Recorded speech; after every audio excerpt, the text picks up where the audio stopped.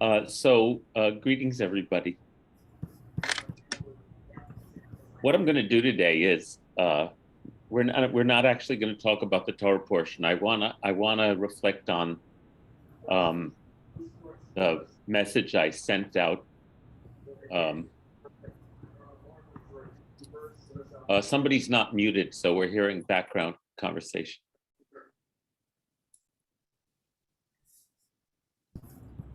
But I do want this to be a conversation, so uh, I'll tell you about the Torah portion. But then I'm not gonna go in that direction. I just did not. I was not on that channel at all today. Um, the Torah portion is called Tetzaveh, and Tetzaveh, it continues the instructions that Moses is receiving on the mountain from Mount Sinai on how to outfit Aaron, his brother, with an incredible array of sacred garments, symbolic garments that make him both to give him beauty and splendor, and but also to symbolize himself.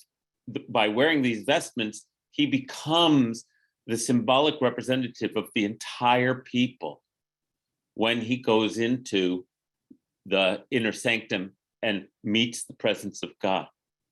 So it's a beautiful portion, and maybe we'll spend a little time on it later. But it was much more pressing for me to want to talk to you both about what's going on here at the synagogue, so you know, and also talk about the lessons I've been contemplating that I wrote about yesterday and sent out that some of you may have read. So the synagogue, a pipe froze and then it burst, and so the whole front of the building got flooded. And so then you have to call in the disaster people, and they come in order, just to make sure that you have your insurance claim covered. And so water has seeped under the carpets, into the, under the baseboards, blah, blah, blah. So all of these people are here. I'm back in a classroom, which was not affected. And all the offices, the carpets are ripped up. Every single book, they're very diligent. They box up the books, they label them. The back classroom here has like mountains of boxes in it.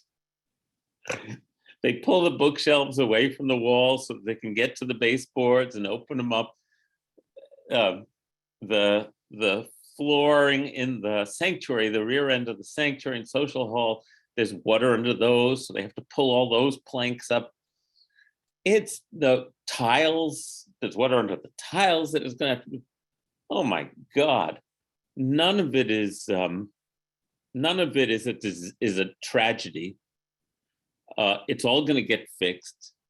I gather, unless our insurance company are jerks, it's all covered by insurance. And it's all so destabilizing. It's like, I'm just like, I feel like I'm in a daze, and that's what I'm experiencing right now. It's I can handle it, but coming out of the ice storm and having no power at my house for many days, and no power at the synagogue, and so the synagogue's okay, but it's a complete mess here. and we relocated our office work back to the classrooms back here, which are fine. And I do want to crow that, I think I told you, many of you, that I spent my winter vacation doing this massive deep cleaning of the synagogue. I filled the dumpster 1.5 times, and buckets of recycling. And I realized if I hadn't done that, then all this crap that was sitting on the floors, tucked under tables and everywhere, would all be soaked now. So somehow my intervention was timely, and that's good. So that's what's going on here.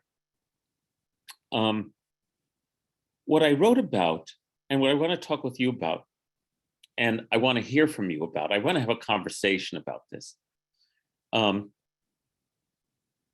is I wrote about how the pandemic adjustments that we've all made, followed by this ice storm in Ulster County. And if you're not in Ulster County, I think you're lucky. Um, Followed by the ice storm that we just experienced, made me think about, which is that the big challenge of the biggest challenge of the pandemic for me was to give up my plans, right? To really not just give them up grudgingly, just let them go. Okay, I don't get to do this. I can't plan a trip. I don't know when I'm going to do this. I don't know, blah, blah, blah, blah, blah. We're not meeting in person anymore. Okay, we're meeting online. Okay. And it's actually been really important and invigorating for me to roll with it. Okay, we're going to make the most of Zoom, Okay, I'm going to do my walks and my bike rides just from home. I'm not going to, and there are disappointments, but I've really been happy with the way I've managed to adjust, and it's been a good learning that I can live with a more constrained reality, and that becomes a beautiful spiritual practice, a life practice for me to deal with, to adjust to constraints. Not that I want to, but it's not in my control. So I can rail against the world in that regard, or I can accept what's out of my control and make the most of what I got. And that's been really great for me in the pandemic.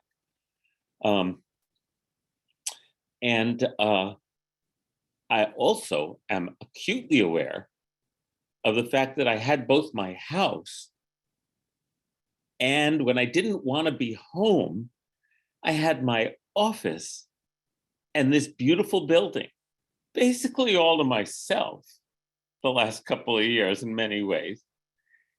I did not take that for granted. I may have told you, I actually turned one of the classrooms into my gym. And I've used it a lot. And so I've been aware that I have a place to go. I know a lot of people who didn't even have a place to go.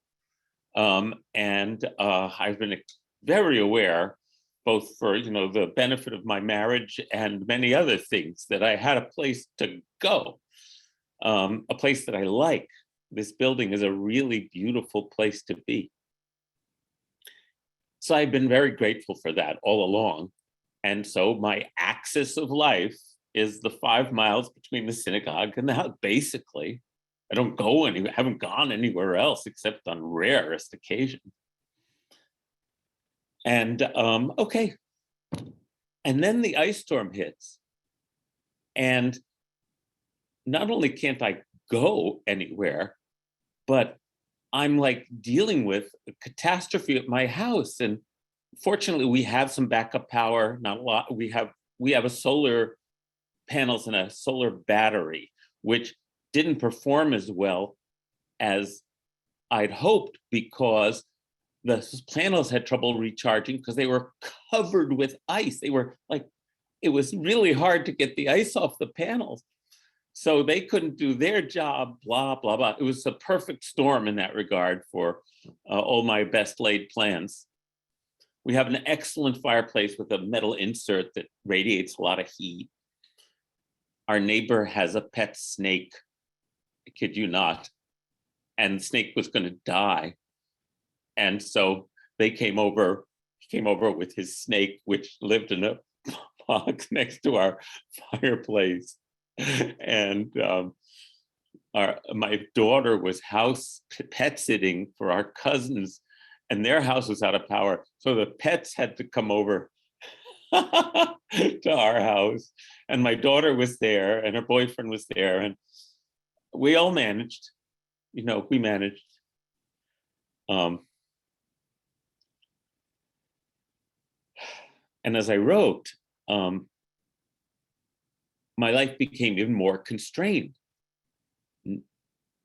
And I realized that the lessons I'd been working on in the pandemic, I had to keep working on to accept the limitations that were placed on me. And as I wrote, I don't think I get a very high grade for the last week or so for that attitude adjustment. But what I knew was that's where I had to go, and I felt that was really important. And thank you all for listening. I hope this is worthwhile for you.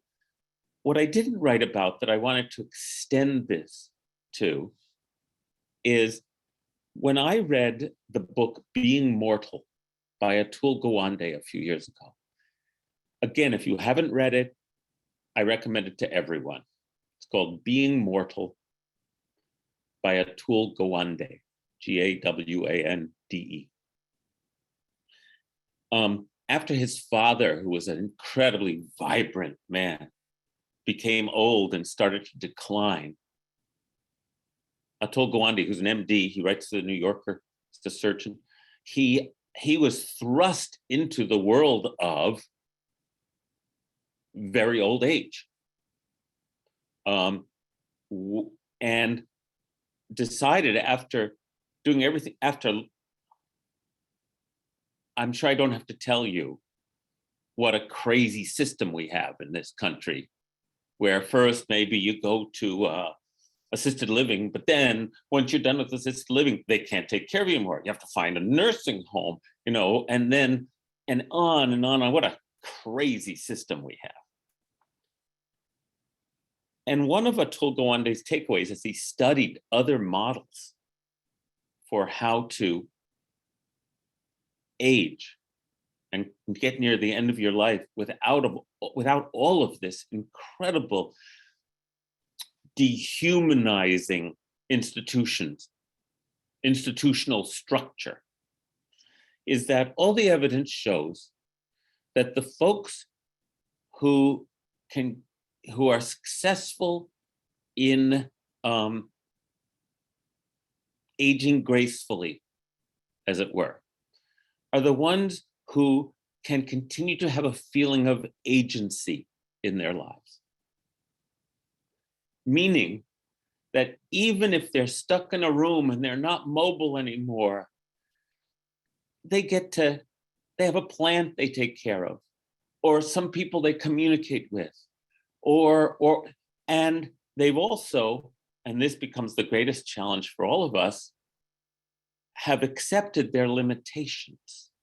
I don't know if you read the series that just concluded in the New York Times, where a reporter covered 7 very old New Yorkers for the last several years of their lives, to explore what it was that allowed them to keep feeling like their life had value and purpose. And it was always a combination of this ability to accept their limitations, but also a communal structure that allowed them to feel like they still matter, like there was still a purpose to their being. And, every one of us is or will experience this diminution, if we live long enough, of our capacity. We're not going on that big trip anymore. We're not even going there. We're sitting in our chair a lot, whatever it is. And so it felt to me like I've been thinking a lot about how the lesson, what I want to, that these lessons also that I've been working on also pertain in the most direct way to how I want to grow old. In Atul Gawande's book, it's fascinating. He studies the models that work, that give people a sense of agency. And they're so simple. I mean, of course, there's the extended family if it was intact, where you continue to live, be honored, be taken care of, have interactions with the people you love. But that's rare in our society. However, there are nursing homes here and there, which are set up like homes, where everyone has their own room, where meals aren't served on a schedule. You can go in the kitchen and get your food, where you're taking care of the place with, and there's someone who's there. So it's a constructed family. And there are these nursing home models in Scandinavia that you might have heard about, where they set them up in preschools. Because the kids don't care if you're sitting in a wheelchair, right? And, oh, Rabbi Ellen, one of the places Dr. Wanda visited is the continuing care community in Canton, Mass, where my mother's been living for the last 10 years. Positive place, huh? You unmute yourself. Yes, very, very positive. I'm eternally, every time we go, to see the vibrancy and the friendships and the community and the people who live in they call it enhanced living now, not assisted living. Once they have their help in the morning to get up and get dressed, when they're not being isolated because of COVID, they come downstairs and they have meals and go to the library and do whatever and see their friends. So many people with walkers, and doesn't slow anybody down. They're there for everything, for exercise, for swimming, for lectures and cultural events. They do movies, live entertainment. It's a really good place. I'm so glad. I'm so glad. The other thing that Gawande points out about how to, so a nursing facility, an old age facility with a preschool, the kids are there. Why not? They sit in laps. They're happy to hang out with anybody who can respond to them. It's like, duh, right? But because of the way our society is set up for institutional benefit rather than and profit rather than relationships, we know what the problems are. The other thing that I learned from that is that folks who finally are determined to go on to hospice care, as opposed to the regimen of nursing home care, actually lived longer than their counterparts and were happy, because the hospice workers were there to be with them and to accompany them in their days. And so all of this, of course, is obvious to anyone that it's all about relationships, right? But the book was very important to me to read. And it feels like all the lessons I want to learn in life are to prepare me for the end of my life, so that I can, with the awareness that my life is going to shrink, my parameters of what I can do, all of that. And to do that, accept that without giving up on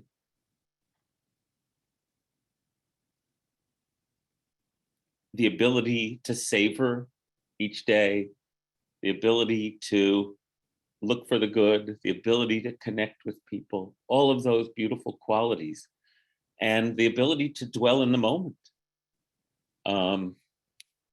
Let's see, what did Ruth Hirsch?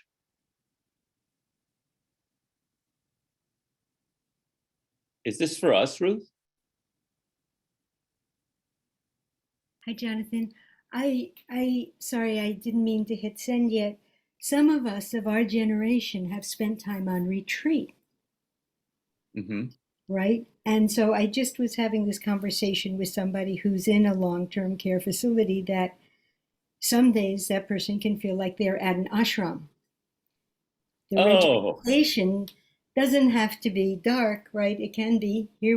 I remember hearing Ram Dass say this many years ago for the prison ashram project, that if when in the course of meditation, people in prison would turn a corner, and instead of prison, they'd be in the ashram on the inner. Ah, yes. On the inner, because in the ashram you get up at this, it's very regimented, it's very structured. Right. So that's a different way to, another perspective that some of us have already had in life. Thank you. I also wanted to share that I have been blessed in my life, unbelievable, with vibrant health and with opportunities. Like, and yet, and so I could be very, I mean, I've had it really good. And I could be very, what's the word I'm looking for? I could assume that that's just, hey, that's how things are, right? And then get completely knocked off my horse the first time I get waylaid. And that's what I don't want to do. I want to be aware that this is going to happen. And I know folks, plenty, some of us here, who've had to deal with this, with the limitations of physical difficulties and limitations of pain, of financial constraints, where you have to practice way sooner than I have had to. Do you know what I mean? And if we can take our suffering, I have no idea why each of us gets dealt the hand we get dealt. No idea. But for anyone who can take their suffering and turn it into that spiritual kind of capital, because there are plenty of people who are already beset with constraints long before they get old. And I consider that so all I'm saying is I'm aware of that, and I feel a lot of humility and also just dumb luck, you know, and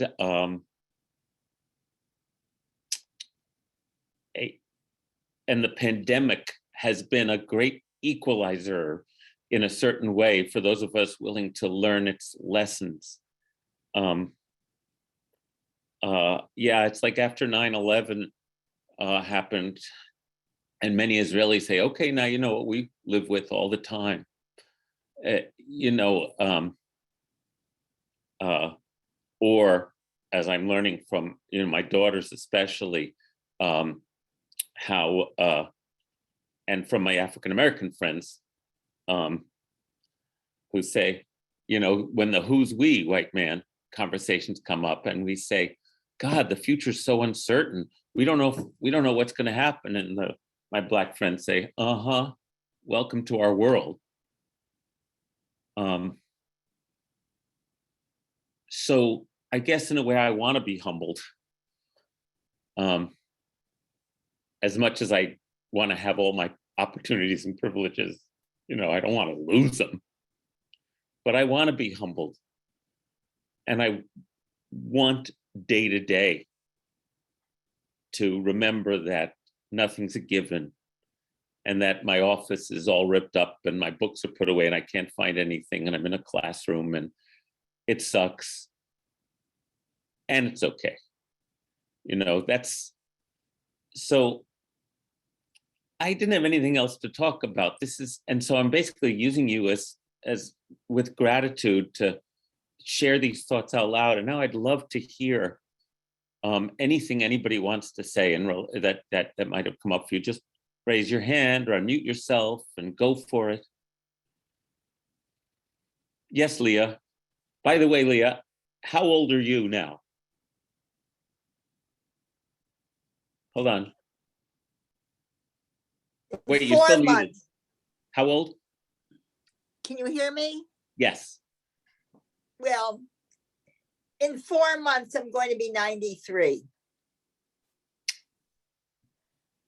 And that's the way I feel.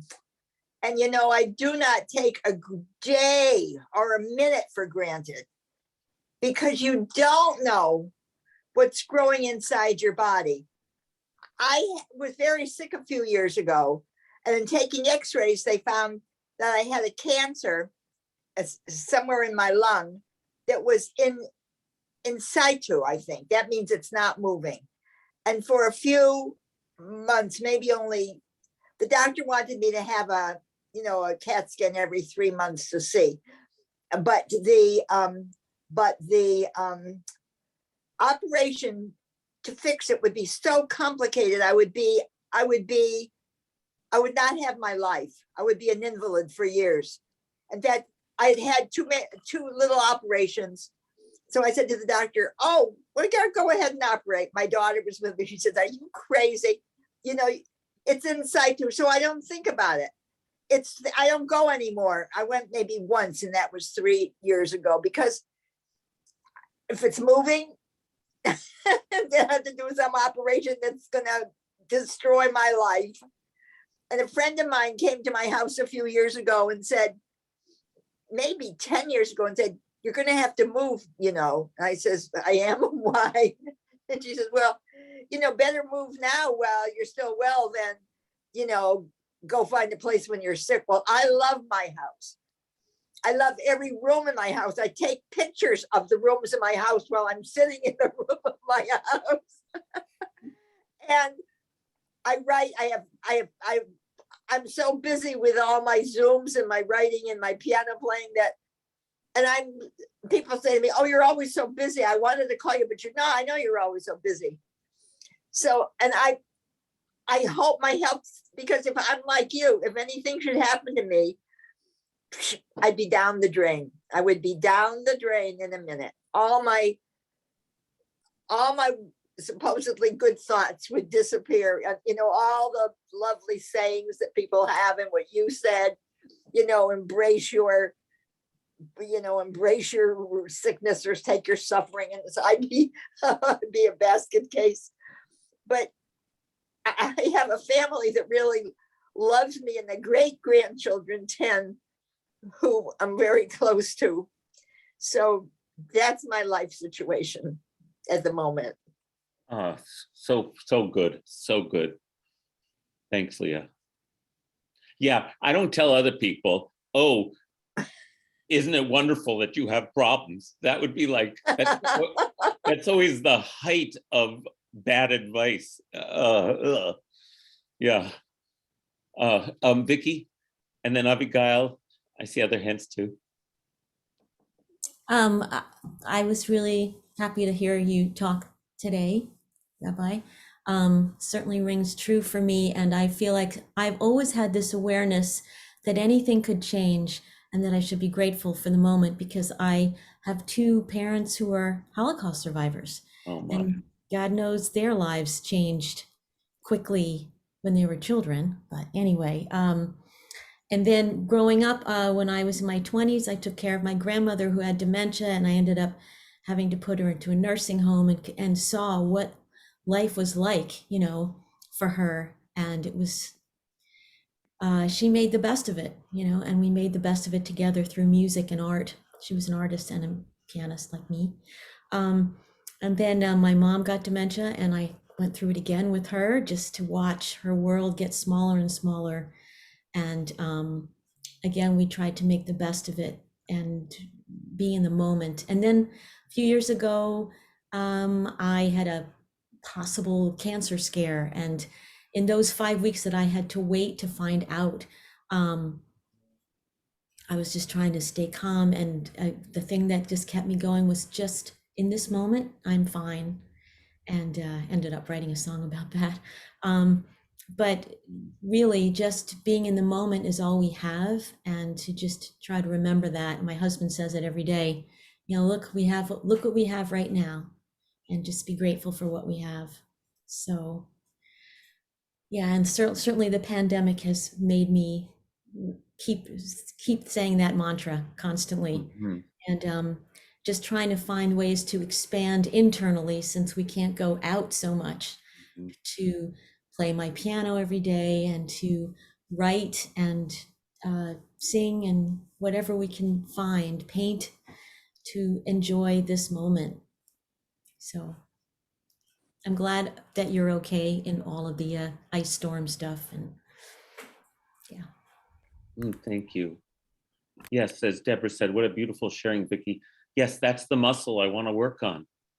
Just what you're describing. Just want to keep working at it. Abigail and then David. Oh, did I see Betty's hand too? Yeah, Abigail and then Betty and then David. So Max lost power, and he has a terrible disability. It's called CRPS, where somebody walking by him will cause great pain because of the wind that is caused by just a subtle movement. So no power, and he could see his breath. He was in a lot of pain. His girlfriend works at Big Lots, which has furniture. So after a while, he said, "Screw this," and he went to Big Lots and he sat on the Broy Hill and he made jokes all day. And he told me some of the jokes. He had me in stitches, so he just turned it around. And it was his anniversary with his girlfriend, and of course there's been a lot of difficulty in the relationship because she works and he's so disabled and in so much pain. It's really difficult. He bought her a plant, not roses, because they die soon. It was filled with buds. And he said, "This plant's gonna last a long time." He says, "And I'm like that bud. My health is just gonna take a while until it comes back." And I just thought, this guy is just so deep.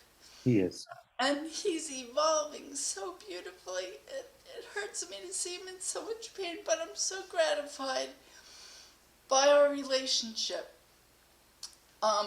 Through all of this and all of the emergencies and stuff that happens in my life, which there are many, I've said that illness is a spiritual practice. And I have made it my spiritual practice. And one of the things that Charlie Roth has told me is you can either become bitter or better. And I play that in my mind all the time. And my mother always said, life is full of adjustments. So when things happen and I don't like them, I'm like, I can hear her going, life is full of adjustments. When I was little, I didn't like hearing that, because I would like her to say, "Oh, you poor thing," but she'd say, "Life's full of adjustments." And when she died, I went, "Well, Ma, I guess you really got adjusted." I mean, she was okay with it. She was dead. And I also, I always look for the blessing in everything. So the blessing was that a neighbor who I had never met in all these years, I met him, and he loaned me his cell phone, which allowed me to be rescued by my wonderful daughter and adorable grandson. So that was a blessing. And also to find humor. You just got to make a joke out of everything.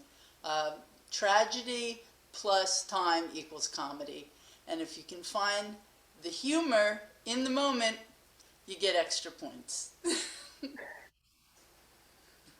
Abigail, so much wisdom there. This is beautiful. This is what I wanted to do today, because we are, we're a spiritual community, the Woodstock Jewish Congregation, and I'm excited to hear all this. Betty? Yeah. Okay. Sorry, Betty. Abigail wasn't quite done. Yeah. Yesterday, I was able to take a walk. I was very grateful. And I had read what you wrote, Jonathan. And when I read that you didn't have your beautiful shul to go to, I just started crying for you. And I thought, this is so sad. And then I was walking and I was thinking, as we get older, like I lost all my doctors. They all retired. And that was really hard. Then losing friends and on and on and on. And it's like, as I get older, there's just more sadness. And I just have to have a bigger container to hold the sadness and to love it, to honor it, because you're only sad because you love what you lost. And it's better to have had the experience of the love. And that's always what's left over. Even though your friends aren't there, you still have the love. And you've been built up by the relationship that you had with them. And I also thought of the poem that I read a while ago, and if you'd like, I could read it again. You have to meet your new self every day. Would you like to hear it? Okay, I'll get it. I read it to myself. Really wish you would come in and talk about that. You have to meet your new self every day and treat him with the caring kindness you'd give to a child or a helpless animal who looks into your eyes innocently, hoping you will help them or at least not hurt them. You must remember you're not fully acquainted with what this new self needs in order to do what old you did. Greet him like a visitor from a foreign land whose manners are unfamiliar to you. Greet him with curiosity and acceptance, open to learning the ways a stranger does things.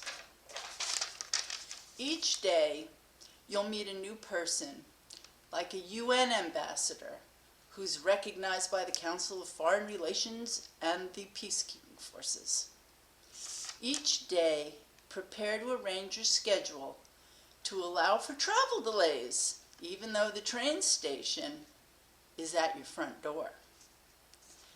Open it with the excitement of a new adventure, anxious to learn all about the new you. Thank you, Abigail.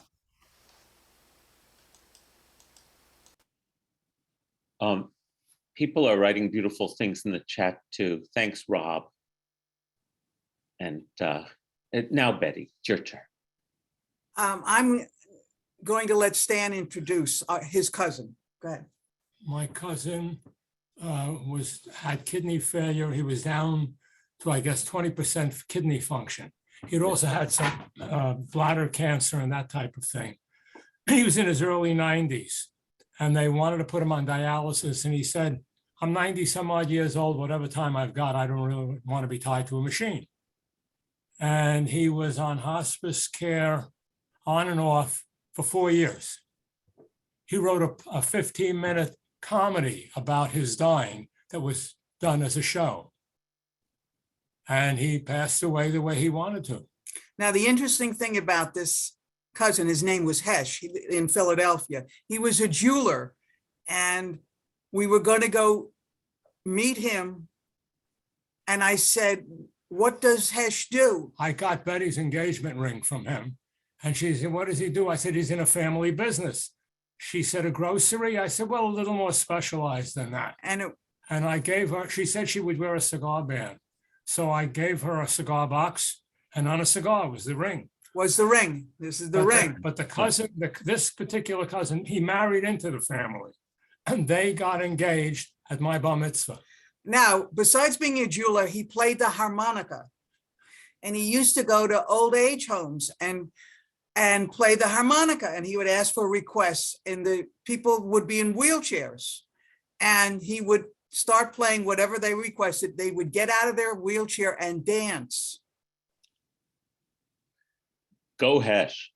You know, Hesh. fantastic guy, really was. Be like Hesh. Okay. Yeah. That's a good lesson. Yeah.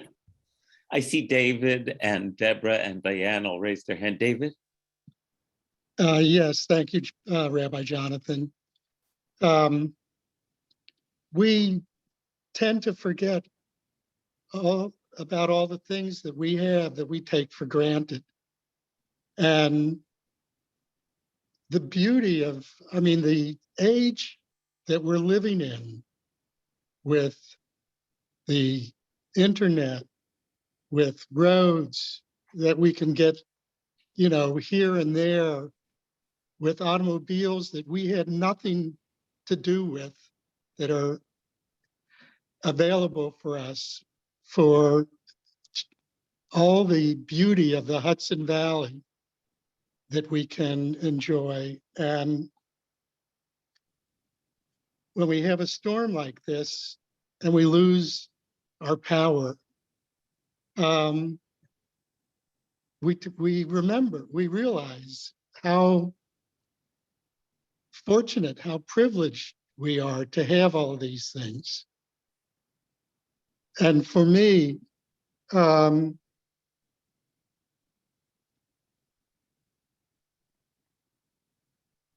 my core, I feel that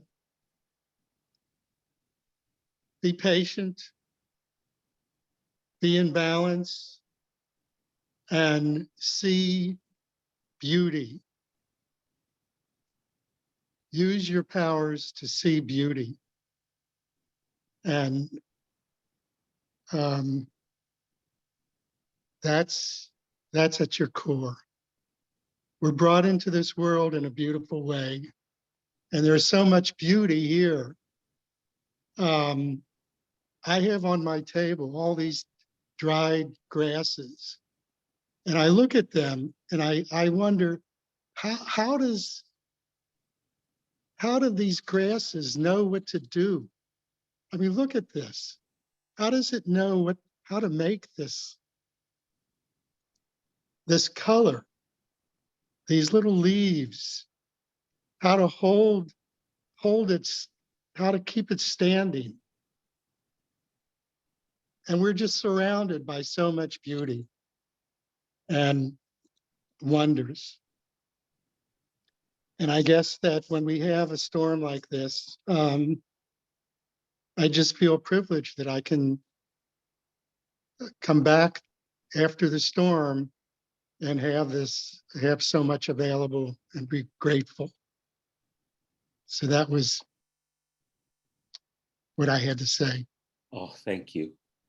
This is so beautiful. It's like each of us sharing our credos about in such beautiful, eloquent way, whether it's, be like Hesh or just what you said, David, about looking for beauty.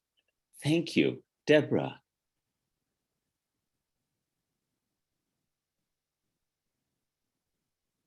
So just what's happening here clarifies for me what is especially important to me in these times. And that's to actually feel how I'm not alone. So even when things are really hard, that feeling that we share our sadness or we share our frustration or our despair, it does something in my experience to lift me. So, I'm a therapist, so I sit with people in their hard things all day, and I can't even tell you how much I get from that, about being some kind of sacred, helpful part of a person's story. And I've had, fortunately, unfortunately, a lot of opportunity in these last couple of years to do that. So the other dimension of that is just what's happening here. The way in which we support and love each other through this here on Zoom at Woodstock Jewish Congregation, how so many people have made it possible for us to do that. The way I have felt touched by people's story, by the hard things people go through.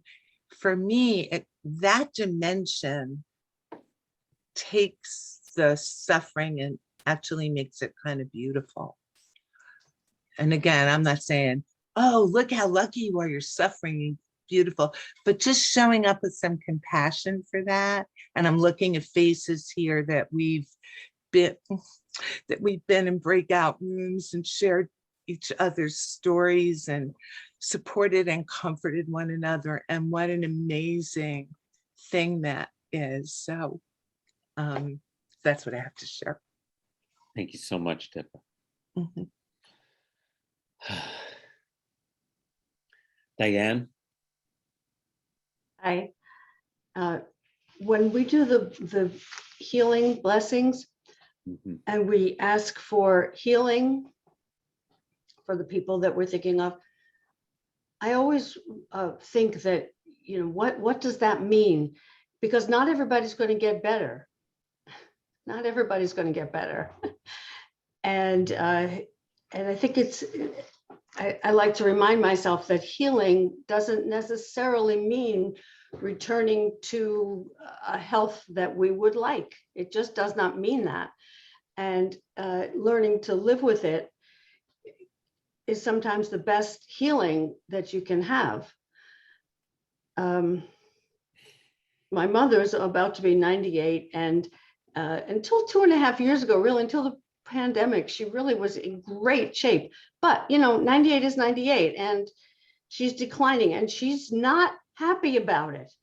And she's always been, I mean, it's her personality traits that I think are making her miserable, because she's always been a very, I can do it, an optimistic person. And, you know, I think I'm the same, but so she just can't stand the idea that she's declining and she's not going to improve. And it's hard to watch. And then sometimes she has surprised us tremendously by improving greatly.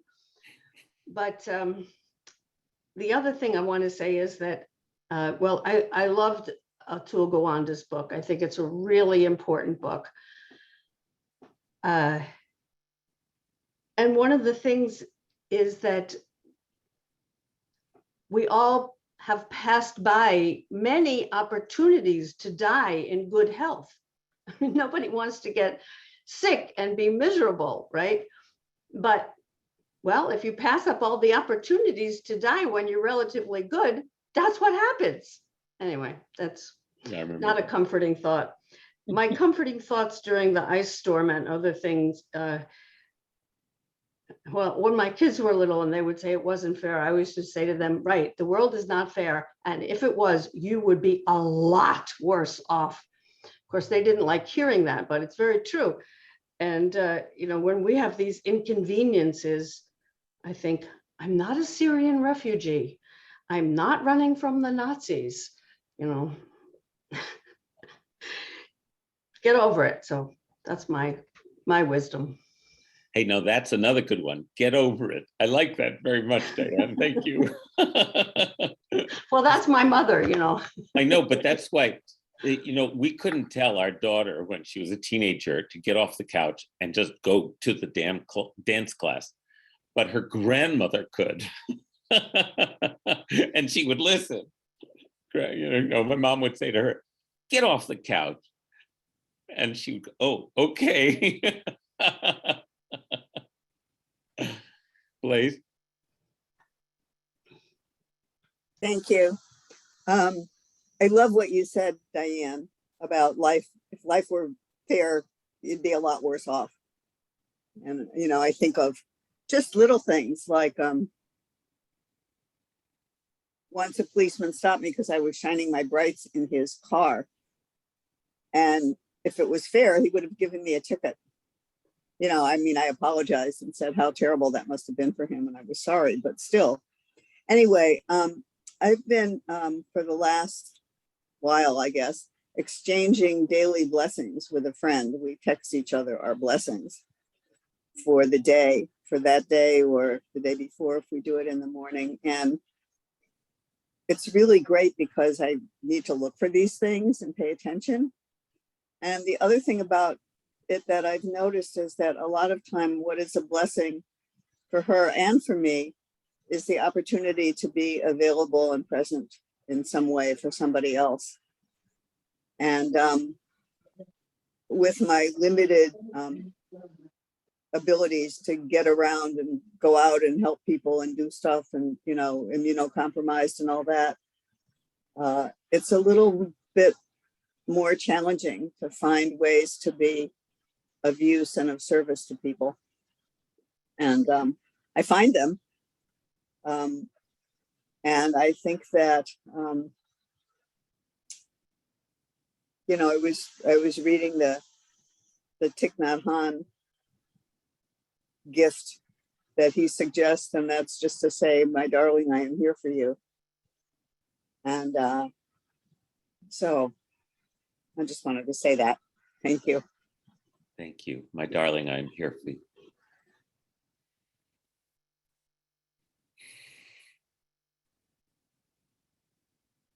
There's no single formula, but they all point in the same direction.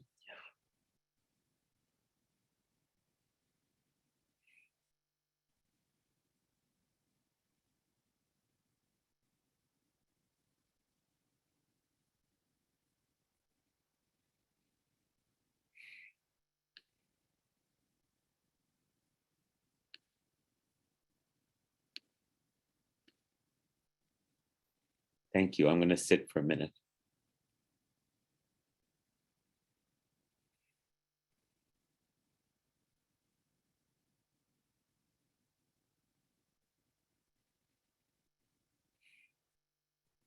Ah, Joshua. It'll be so good to hear your voice. Thanks. Thanks, Jonathan. Sorry, my camera's not on and my mornings are slow. So, but I can speak to the topic at hand. I've had a lot of my expectations foiled in my adult life, between family crises and financial crises and health crises, and alongside many blessings, of course. But I've had to practice what everyone's talking about more than I would have expected. And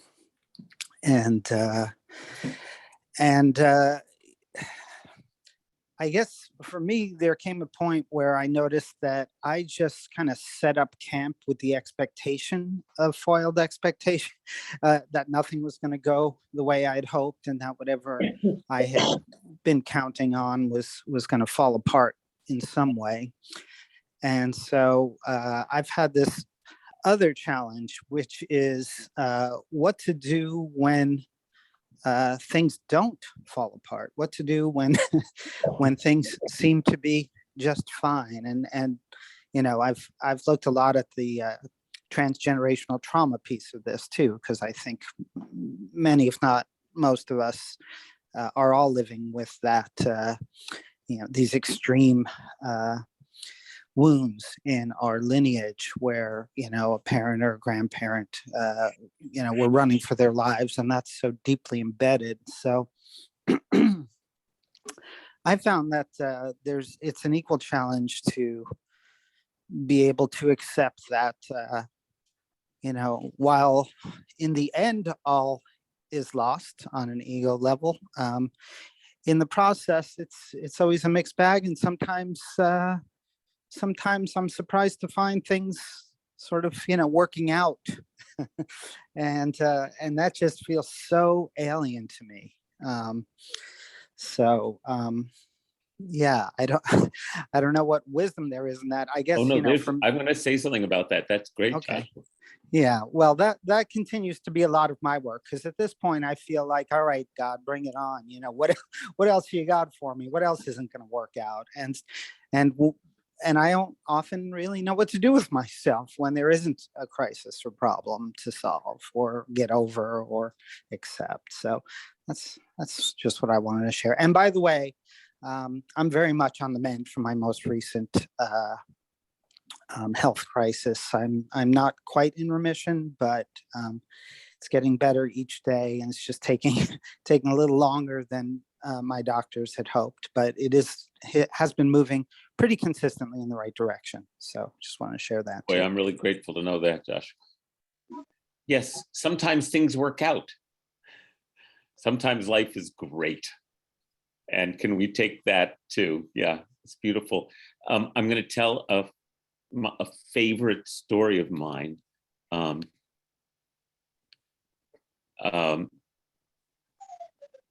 Which that how everyone has little moments that like then they become your sort of guideposts. And just one sec. And many years ago, while I was still in rabbinical school, I am very aware of and have taught a lot and worked a lot about what it means to grow up with Jewish trauma, which is the trauma of Judaism is that, are we going to be allowed to live? You know, are we going to be allowed to exist? And so Judaism takes on a particular cast of like earnest seriousness. I was, a friend of mine had a baby and asked me to do the baby naming.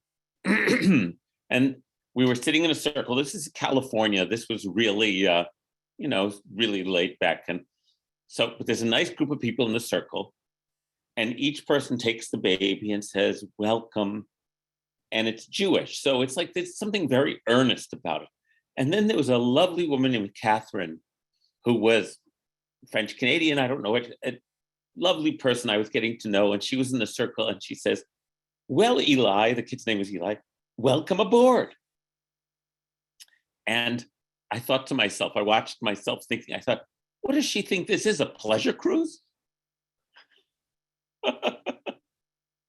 And I went, oh, maybe she does think it's a pleasure cruise that has storms occasionally, as opposed to me, every silver lining has a cloud. I'm a Jew, just sort of waiting for the shoe to drop, and we'll we'll get the most out of it. But something very, very there's something very like intense and earnest about that. Laughter through tears and all the good Jewish stuff. But pleasure, okay. That was one of those light bulb moments where we said, okay, there are other ways to view life. And so every now and then I tell that story to myself, oh yeah, maybe life's a pleasure cruise. And there are going to be rocky times, but there's also that doesn't have to be the baseline. So anyway, Joshua, that's what it made me think about. I hope that resonates with you. Okay, it's 2:00. Betty, your hand's up, and then we'll conclude together. One of the things is my dad had a philosophy. My father survived the pogroms in Russia, and he told a story about being chased when the Bolsheviks were coming in and they had Cossacks coming through and attacking Jewish villages, that he was running with a nephew who was 2 years old. And they came to a fence. He threw the nephew over the fence. He jumped the fence so the guy on horseback couldn't catch them. And my father made it to this country, and the nephew lived to be 90 years old. So, there's that thing. My dad had a philosophy of, you should live, Moses, you should live to be 120 years. And my father said, in 30 days, I don't want something to happen to you suddenly. So, Well, Jewish humor is also part of the grace, the beautiful part about being Jewish, is that our perspective on the insecurity of life, we've turned into gold by making jokes together. And I love that. So that's why I'm suggesting that we could try on Life's a Pleasure Cruise, and let's enjoy every moment, and then we'll deal with the bad stuff when it comes along too. That's a whole other way to bring it on. Okay, thank you for that. All